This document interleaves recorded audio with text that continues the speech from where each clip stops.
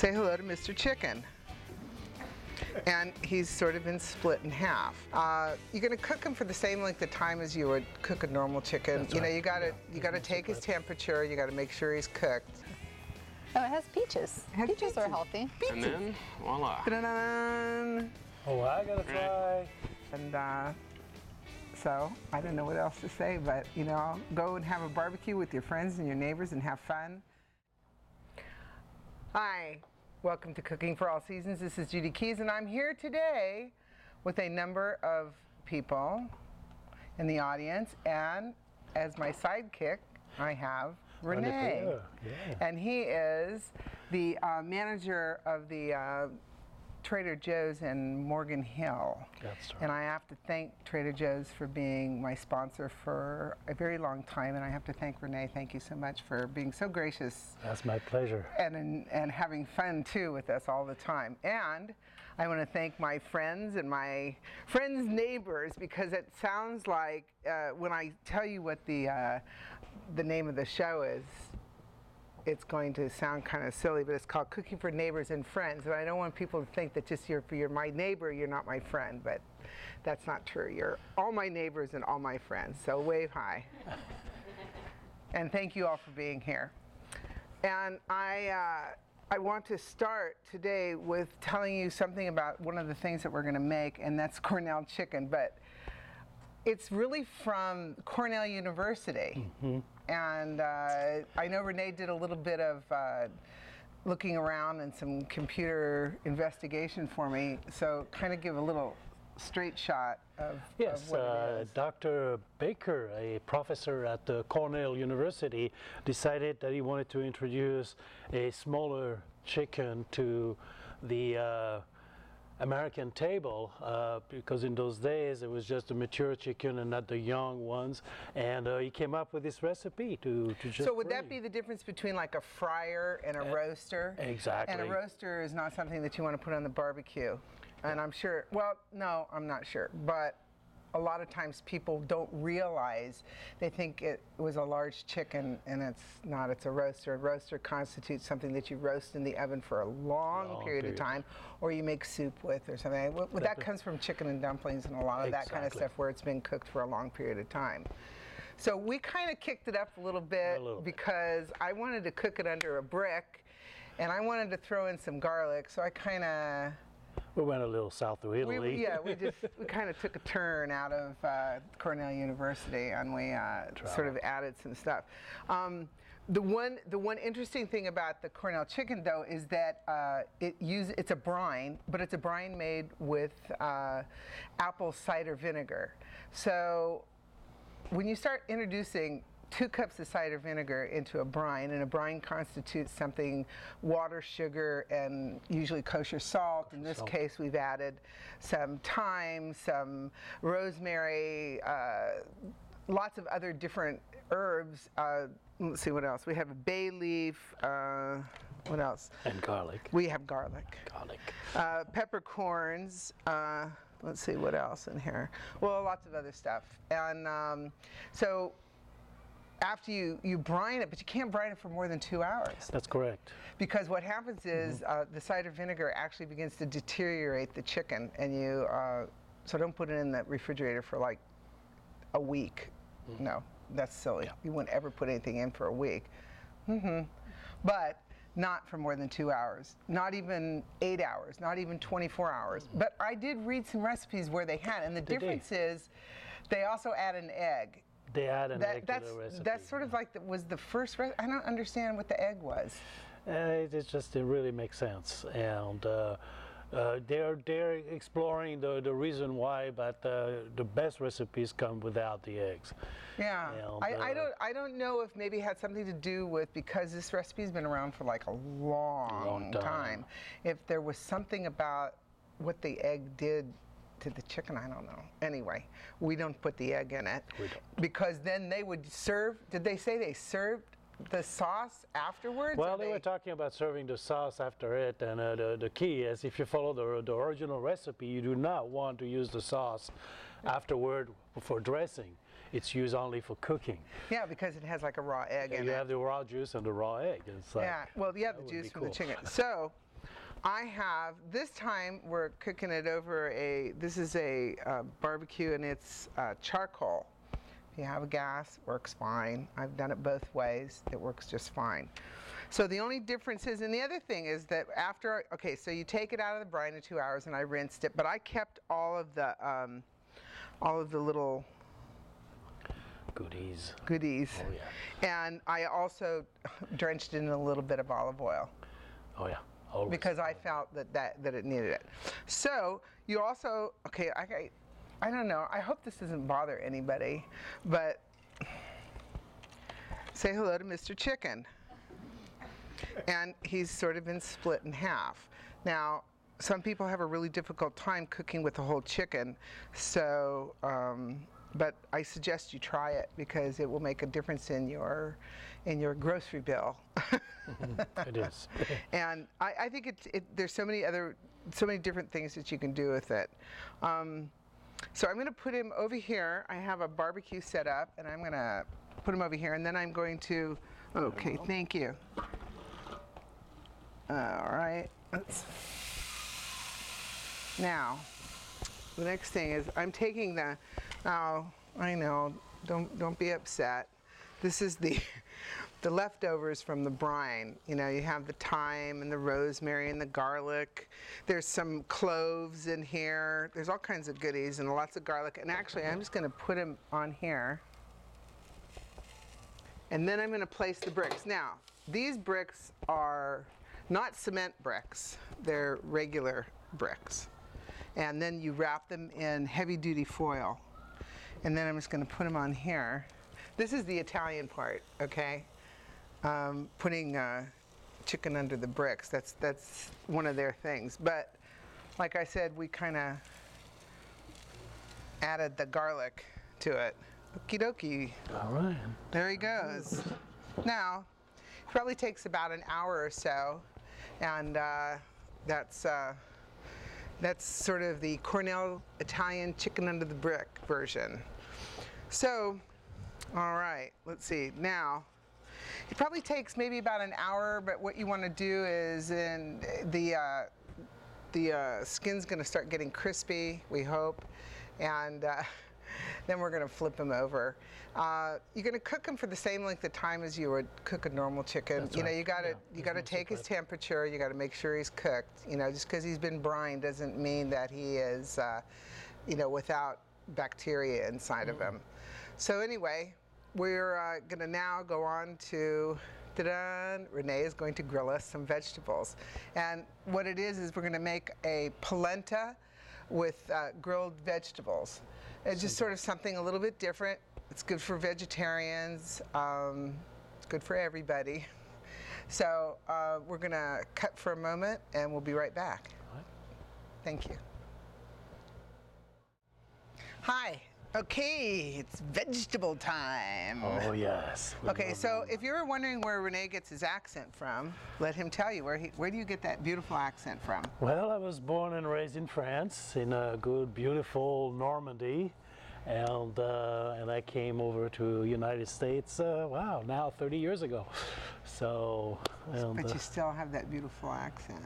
Bien sûr. Anyway. Thank you for being here. Oh, it's a pleasure. It's a pleasure. And Renee, not only is he the manager of the Trader Joe's in Morgan Hill, he's also the wine guy for Northern California. For the Northern California. For the Northern region. California. So, I mean, this is just kind of a thing, you know, if you don't know what you're doing with the wine stuff, and I don't know what I'm doing in the wine stuff, I always go to ask Renee, or, you know, I'm sure that you can call and he'll answer your questions. And anytime. You know, he does all kinds of neat stuff with wine. And I, on the other hand, just look for the pretty bottles. Sometimes it works. Sometimes it works. See? Hey. That's right. So, what are we going to do here? This is going to be some polenta. Good, easy. And polenta, you know, you can make it yourself, and it's not real difficult to make, but it's really nice when it comes already made. And in this case, all I'm going to do is slice it and put it in the bottom of this pan with some butter and garlic and olive oil that I've melted, and then we're going to top it with all these vegetables and a bunch of cheese, and then we're going to bake it in the oven. So, but That first we sounds got to cook the We got to cook the vegetables. we got to cook the veggies first. And So we're smoking over we're here. smoking over here. We're So- going to reduce this a little bit. Just press down a little bit. Yeah, There they're we go, kind of. a little bit. There Okay. we go. So let's see. What do we want to put on first? Well, we're going to put the onions first because they're going to cook a little longer. Okay. Then the potatoes, then the mushroom, and the eggplant on the end because the eggplant will cook faster. So Okay. So, but the potatoes are actually for the chicken dish that I'm going to make. that's correct. So what we did was I kind of parboiled them so they're kind of soft. And we're going to slice them in half and dress them with some olive oil, and we're just going to toast them. And then we look at all the different colors we have. Oh, pretty. I don't know, what's this called? Do you know what this is called? That's a Called purple a tomato. purple potato. But I don't know where it comes from. Do you know? The ground? The ground. Okay. You know, it's better Oh, well. than space, I guess. You You have to know. remember, I was a clown, okay? Oh yeah, he was. He was a ice skater. Can you believe that? I can't, but I haven't seen it. But he said he was, so I'll take his word for it. So I'm going to go and watch him the next time he's on skates. That would be interesting. It's been a long time. But he goes all over the world. He went all over the world, and Yes. now he does actually go back into Europe and to France or wherever they're having Yeah. their annual, I don't know, ice skating-a-thon. Reunions, and they all get together. And you know, he does really neat visual type of background and artwork and stuff like that. So if you actually are in the Morgan Hill Trader Joe's, you'll notice that there's like always some sort of arts and kind of crafty looking thing hanging from the wall, and that would be him. And other Trader Joe's actually come in and look at what he's done and sort of mimic what he's done, but I'm not quite sure they can quite get the talent that's in That's this man. correct. So, okay, so now, are we gonna cut these mushrooms up? Yeah, we're going to cut the mushroom. I'm going to cut the potato real quick just to get them going. See the pretty color? I know, pretty. That's beautiful. So, but let's put some olive oil on them. All right, there we go. You know, everybody gets a little dressing. So we'll just kind of squish them all around in here. There we go. I have a little pepper too. And maybe we'll put a little salt on them. So, Yeah, you know, I think it's really kind of difficult, honestly, if you start with a raw potato and try to put it and cook it on correct. a barbecue, unless you're like going to wrap it like in foil and stick it in the flames or something. I Yes. guess, you know, stick it actually into the charcoal and bake it or something, because especially, I have to say, especially potatoes that are not russets. Russets cook much faster.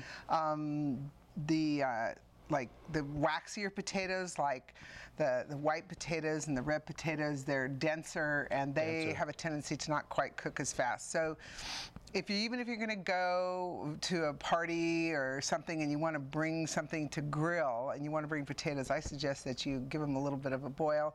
Put a little salt in the water. Actually, not only did I put salt, I put a little thyme into the water to sort of flavor them up a little bit.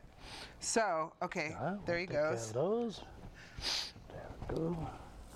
I'm sorry, but I have an itchy nose. All right. I think because we're outside. So how are we doing? Oh, we're doing just dandy. So these are portobellos actually, but they're the baby portobellos. And you know, portobellos are like this, about this size. These ones are the baby ones, and you'll notice that you can't see the gills here. And the bigger ones are great for, like, you know, making sandwiches with and everything, and fill them with cheese and all kinds of neat stuff. But this time I got the smaller ones because we were just going to have to cut them up. So do you want me to cut some of these in? Sure. Should we just do slices? Yeah, big, thick slices. But Nicely.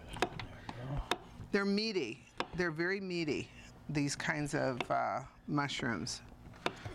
If you don't like portobello, you know, use any kind of mushroom. And then again, if you don't like mushrooms, pick another vegetable. The other kind of vegetable you might want to use in this is like a zucchini. And this is the season for zucchini, I'll tell you. Everybody in the neighborhood, haha, hi guys, has zucchini. But the good thing about that is I get offers of zucchini flowers. And if you've never tried to cook a zucchini flower, you should try it. It's very simple. I used like an egg wash and then about, I think, 1/4 cup of flour and 1/4 cup of cornstarch, dipped it in and fried it in some oil, and they ate those really fast. I didn't get to taste one, but they said they were good. So I'm sure that everybody has somebody that they know that's got some sort of zucchini. It doesn't have to be a green zucchini. It could be a yellow zucchini or whatever. So I'm going to put, did you put some oil? I just like this olive oil, I think. Just kind of like this. Add salt. And we're But gonna it's put a nice with little mushrooms. If you put salt. salt, it'll bring the flavor of the mushrooms out. Oh, yeah? Oh, yes. So do they use a lot of mushrooms in France? Oh, yeah. Yeah? What kind?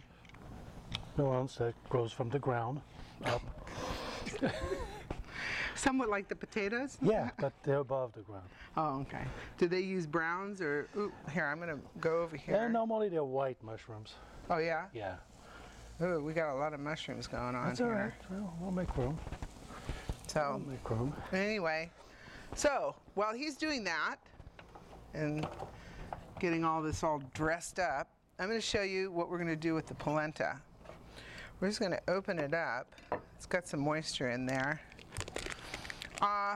We're just going to slice this. You can like reconstitute this and like add some water to it or milk, but we're just going to slice it in some slices. And we're going to put some garlic and olive oil and butter that I made before. And all it is I used like a stick of butter and some olive oil and just some fresh garlic. And then I just melted the butter and then I just let it sort of macerate inside. So here, let's see. Can we see this?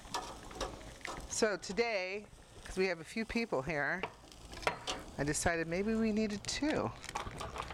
So, you know, what the other thing that's really good with this is try fresh tomatoes, Italian sausage, onions. Oh my God! Oh, no, I we're mean, that talking, is a dinner. Oh, yeah. And that's, you know, it's not so much a summer. It's something that I make for my husband, like probably more in the winter time, because it tends to be a little bit, you know, it's a little heavier with all the sausage, but it tastes really good. And you can put anything over this. I mean, say you had like leftover chicken or something like that, you could put leftover chicken and then put some, you know, tomatoes and some cheese on it. Oh. Anyway, so here's the mixture that I made. You can see it's nothing. I think I put a little bit of pepper. It's salted butter, so I didn't add any more salt to it. Because you see we're salting the vegetables, and you need to do that. So we're just going to put some of this down at the bottom, just so that I could mix up the, you know, lay the polenta in here, and it'll be nice and buttery. But, so see, I think we'll just, and then what we'll do is we'll lay the vegetables on top, and then I'm going to add in some cheese, some fresh mozzarella, and then drizzle it a little bit more, drizzle the vegetables with some olive oil and butter, and then we'll put it in the oven. Now, I know this is a barbecue, so, I mean, technically, really, if you wanted to, you could just put it back onto the grill and just close it up. But we'll put it out in the oven today. But so how you doing over there? Is everything just cooking? Fine, yes. Okay. So, all right, we got that done. So can you see that? Here, let me move this. There you go. So, let's see. Can I check we're going to check the chicken, okay? Because it's smoking. Whoa. Oh, yeah, we're getting crispy skin. Yeah, we are. You know, you have to understand that, you know, you're cooking with a brick, and the brick gets like really, really hot, really hot. And so I don't think it's going to take too much longer. No, I think we're going to have chicken pretty soon. Yeah, that's correct. So we're going to go ahead. We're going to finish grilling these vegetables.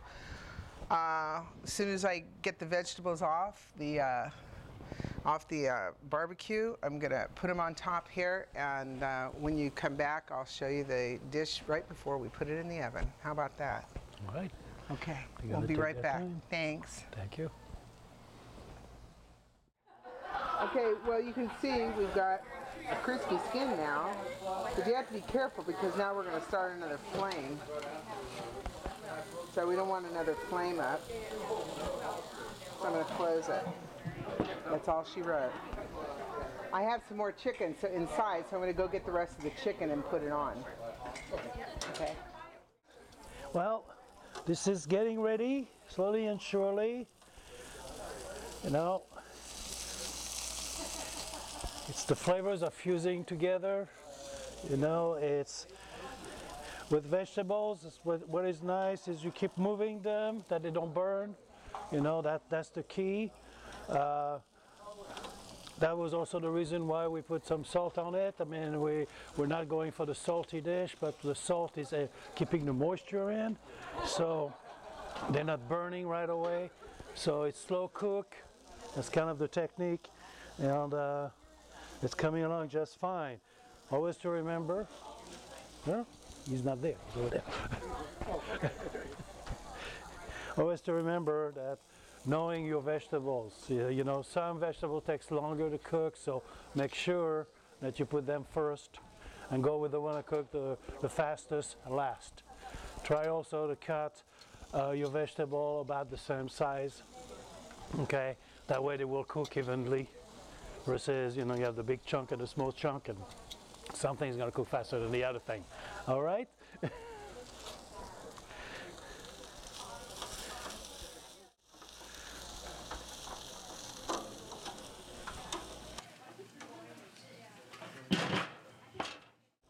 How we doing?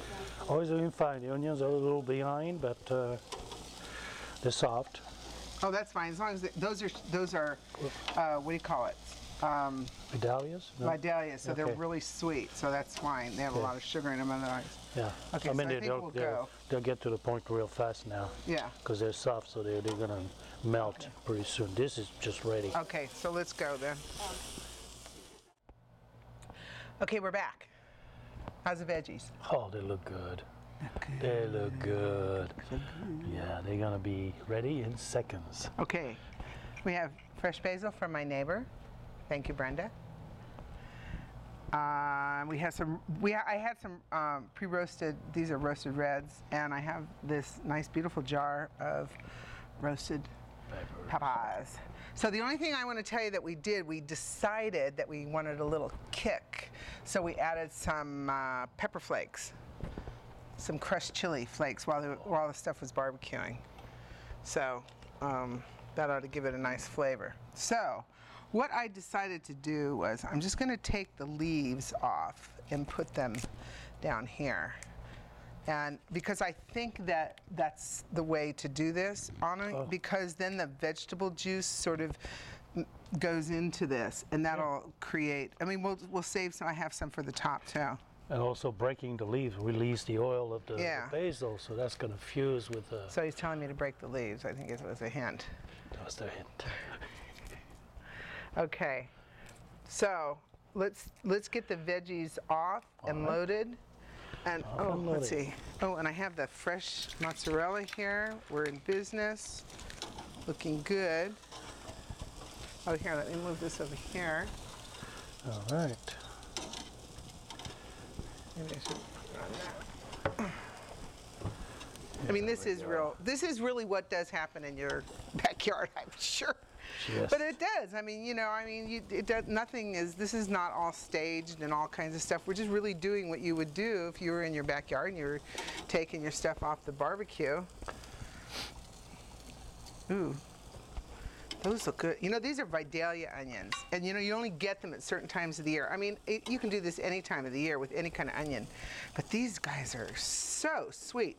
These are so sweet that, you know, when I cook them in the house for just me or, you know, my husband and I just like maybe like 3 minutes in the pan, really hot, and they're still crunchy. It's amazing, and they're sweet. They're really good. So if you get a chance, get some Vidalias. There's some other onions. They're called oh-so sweets. Yeah. But the Vidalias are probably the Vidalias are really, and they say, you know, that you can eat a Vidalia like an apple. I think you could. I would. But I think you could. You could. Your neighbor might not like you. Huh? Your neighbor might not like you. Yeah. Well, you know, it's really strange. I mean, can you guys smell onions? I can't. Oh, yeah. Well, I can't because I'm smelling the barbecue. But, okay, so I'm going to take these peppers, and I'm just going to put them around here, in between the veggies, and use some of them.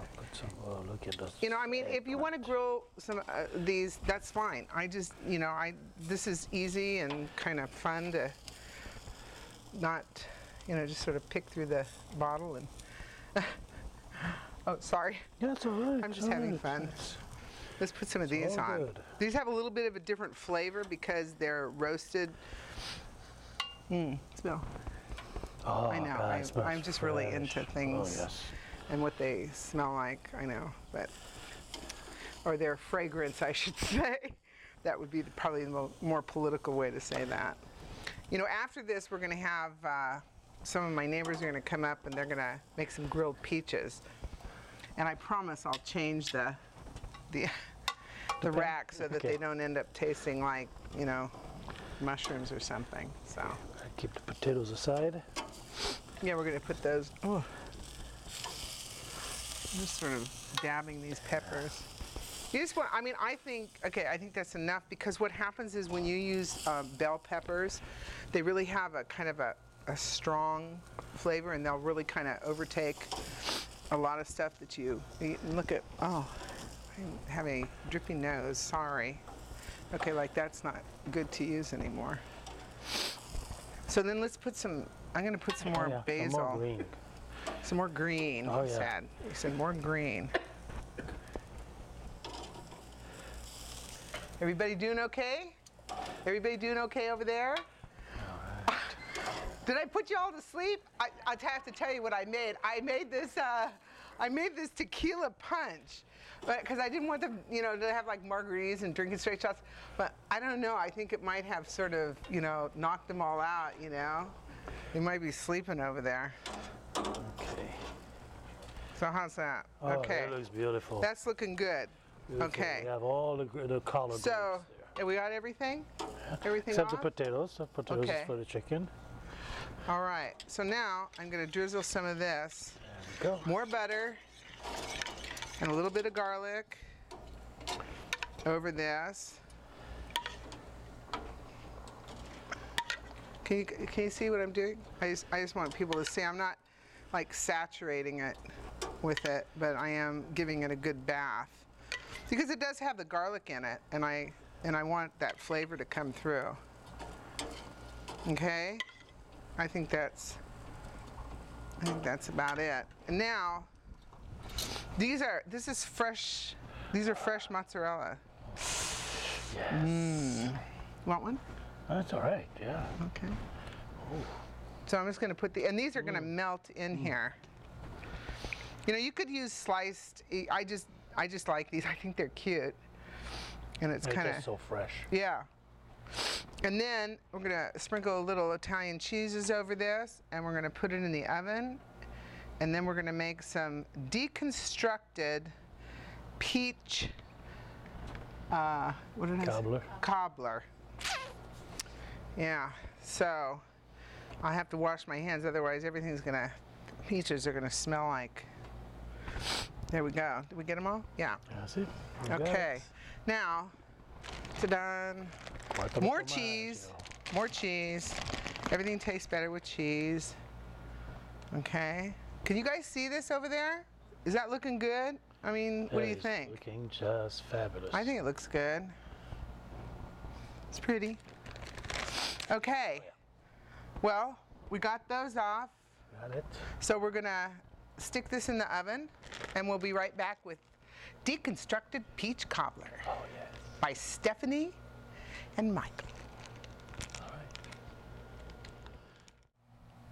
Hi.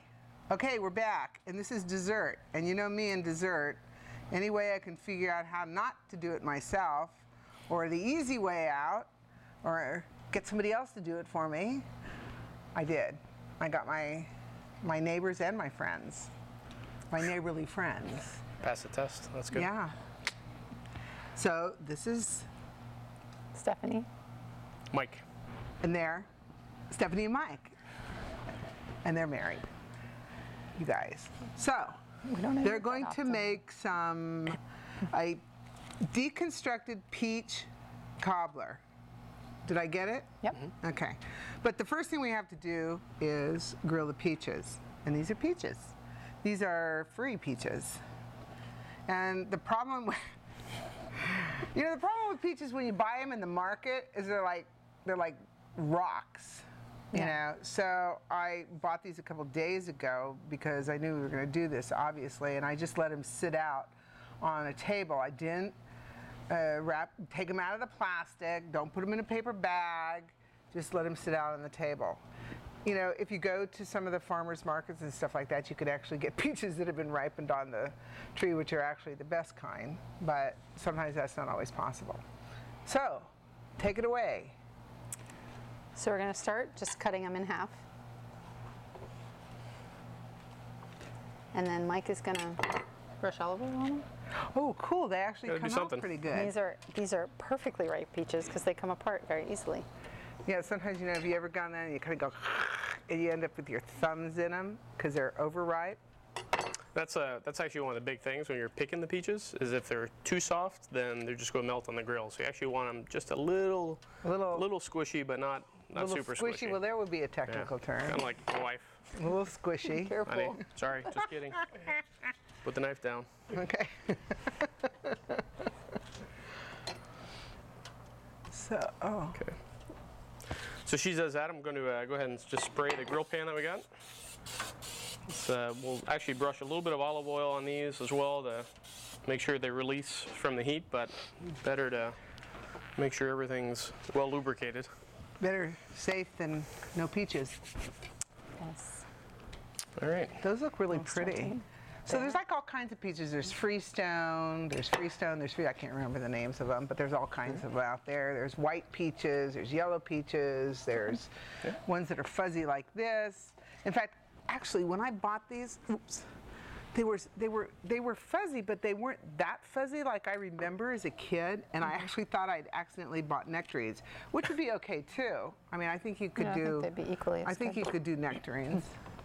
Ooh, but they're really pretty. Mike is partial to peaches, so we do everything. I like Yeah, peaches. so you could do peaches this way, you could do nectarines this way, mangoes actually you could do this way Yeah. as well. So, Although mangoes don't come apart nearly as easily. no, I know mangoes are kind of difficult to cut. they're a little bit more attached to their pit.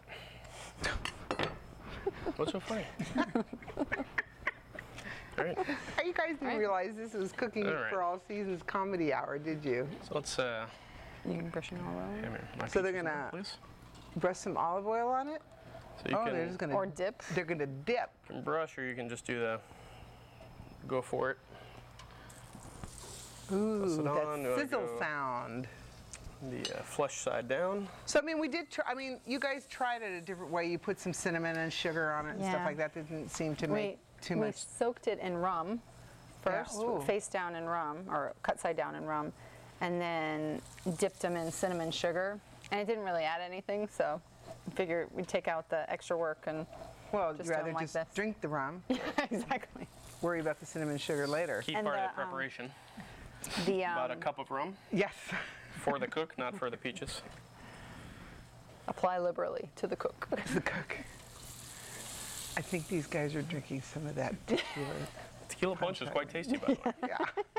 Hopefully you're sharing that recipe with your viewers. Yes. It's sort of a sneak up type of drink, It you is. know. Because you're like, oh yeah, and then pretty soon you're like, oh yeah, oh yeah, oh yeah. You know? See, the idea is that I get people a little bit tipsy, not too tipsy, And then they a little agree to bit, come on your show. and then they agree. See, and then they agree to eat. Well, the agreeing to eat part is easy. know. You don't That's a have to key of liquor people up that's a for key that of how one. you That's maybe how I got how them you over transfer here. your neighbors to also be your friends. They really don't like me, but I cook. So, and actually, Mike's a really good cook, and Stephanie is too. And we have a lot of good cooks in the neighborhood. Yeah, and we've had a lot of good parties and stuff like that. So The alcohol I hope tends to the alcohol flow helps. freer so- than the food. Yeah. Well, I hope that in your neighborhood that you get together with your friends and your family members and stuff and enjoy yourselves and just sort of, oh, I'll get some more olive oil. We need more? That's The about hand the time you're is talking coming. about the magic hand, right? The now we're gonna magic get to hand is experience coming with the olive oil. Here she comes, there she is, and there the hand is. Da-da-dun! That's pretty good. But I really do. I really hope that you all get together with your friends and family and your neighbors and stuff and enjoy yourselves. And, you know, it's just much funner than going out, I think, you know. That's fine. Make somebody do all the work for you if you don't want to cook and just sit back and enjoy. But everybody kind of puts in, you know, does all their little part and it becomes a party Yeah, real fast. The kids have a good time. we have a good neighborhood for that, for partying. Yeah. We have a partying neighborhood. All right. So, okay. Okay, so So that. that guy, how long? I mean, how long are we talking? Well, so you got a couple different ways you can do it. If you want to just keep them flesh side down, Yeah. figure about 15 minutes or so, and somewhere around 400. Let's see. This says it's at. Like 4,000? It says yeah, it's about 750 degrees. which is Yeah. About right. So. Okay, so it's like 24 years old, my little cute barbecue over here, you know. Still So kicking. you say the older things get, the less accurate they become. Yes. Okay, good. I Draw your own told you it was a conclusions. comedy hour. Oh my God. Okie dokie, folks. So anyways, we'll keep it at about 450 or so for about 15 minutes. If Yeah. you just keep it flushed down. The alternative is you can actually flip them about halfway through, 7 to Yeah. 10 minutes or so. Flip it over as well. Ultimately, we're just going to cut them up into pieces, so the presentation really doesn't have that much of an effect. So I think that by the time these guys get to it, they may not be looking at They the don't care what it looks like. presentation. 3 or 4 more Drink rounds of the tequila of- punch, more than yeah. likely. Yeah. But, well, thanks, guys. And now, what are we going to do? Now we're going to get together, and we're going to leave those on 15 minutes. And then in that meanwhile, I'm going to get the whole buffet together. And then you guys come back, and you're going to make one. And pick somebody from the audience to come up here and taste it. How's that? Sounds good? Okay, we'll be right back. Hi, welcome back to Cooking for All Seasons and dessert. So we're going to kind of do a dessert first so you can see and make it. Can you make one for me? Sure. Okay. So you can see the peaches have already been grilled. Mm-hmm. And, okay, so cookie goes in the bottom. Oatmeal cookie. Oatmeal cookie. Ice cream. Be generous. Be generous. Some vanilla ice cream. So do you give them a whole peach or a half a peach? Yep, so you can do it one of a couple ways. You can either do the whole peach or you can actually cut it up into pieces, bite-sized pieces, and Okay, then toss well, it on. just So scoop in a this little. case, we're gonna just take a whole one. Put it oh so gently on top of there. And then you're going to put some caramel sauce. Some Trader Joe's caramel sauce. Caramel sauce is good on everything. These guys are hooked on this. It's really It's good good, stuff. though. It is very good. And then we'll finish it with just a sprinkle of granola. Something. Something they're healthy. semi-healthy, but also a little bit crunchy. It needs to have a little nutritional value. Oh, it has peaches. It has Peaches are peaches. healthy. And then, voila. Ta-da-dun. Oh, I gotta try. Okay. No pressure, but it better be good. Whoa. A little bit of the peach. Oh, this is looking good.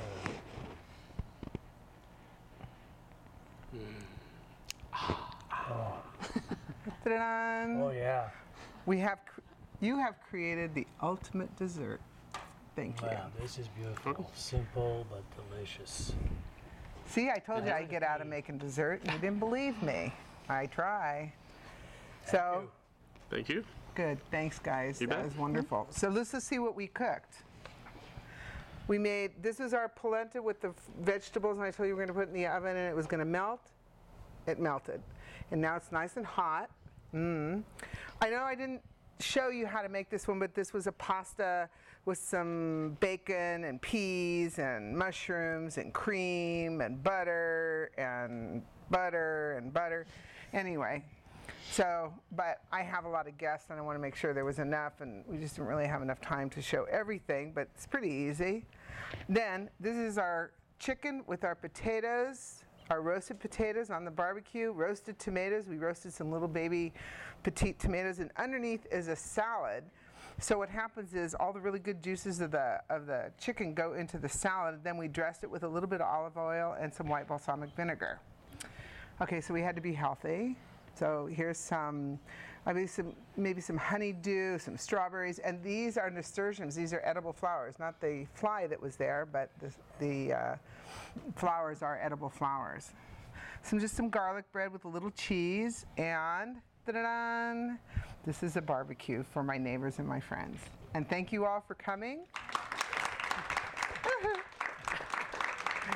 And thank Renee, and pleasure. Thank Trader Joe's for sponsoring me and giving me all these goodies, and thank you guys for making that beautiful dessert, and obviously thank the hand, and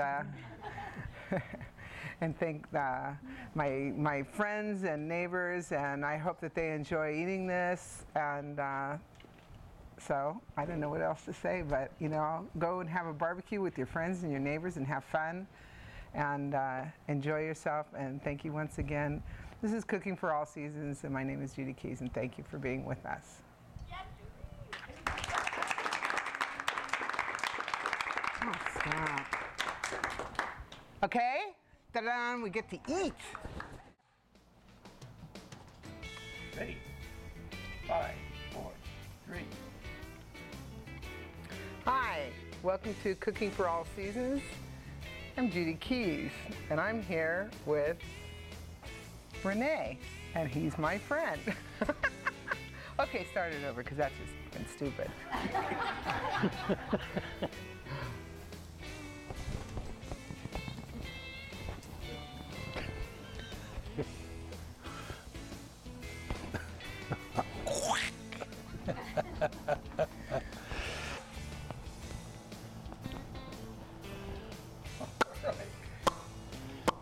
I need lipstick.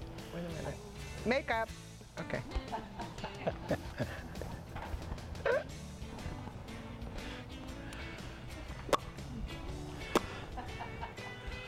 You know I'm holding all the time, right? Hold it. Okay. Hair. Okay. All right. Yeah, I'm rolling. I'm not. I'm sweating. I'm not. Did you get a spoon? Yes, right here. Oh, okay. Ooh, Cool. demanding. No, I didn't mean it that way. I didn't see it. I was like, I could have sworn I saw her go out. I was like, oh, never mind. Hi. It's okay. Ready? Yes, sir. Yes, sir. We're ready, sir. Love it. You know it's all it takes, right? I know. Okay. And then you get to eat. That's what I'm counting on.